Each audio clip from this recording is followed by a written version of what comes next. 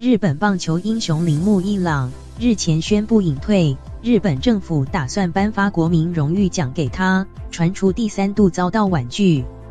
过去铃木一朗以还是现役球员为由，认为不适合领奖，如今拒绝受奖的原因是说这是人生谢幕时才该有的奖励。上个月宣布隐退的铃木一朗，第3度婉谢日本政府的国民荣誉奖。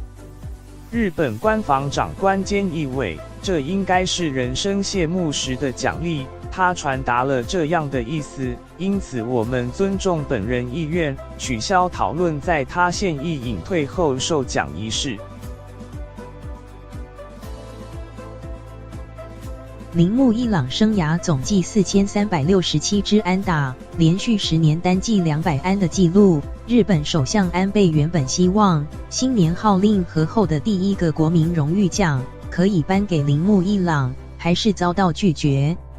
主持人，到目前为止拿过这个奖的选手有这些人，从最左边的王桑、王贞治，他是第1人，还有像是伊利祥雄。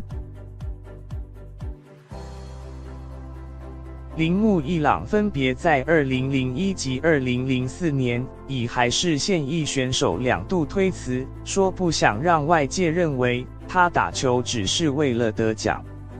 国民荣誉奖是由日本首相颁发，表扬备受国民喜爱且有显著功绩的人物，包括王贞治、松井秀喜等都拿过这个奖。而溜冰王子羽生结弦则是日本史上最年轻拿下此奖的第1人。日本官房长官菅义伟持续不断地给予众人梦想与希望，他铃木一朗是一位超级明星，我们会与全国国民一同期待他未来活跃的身影。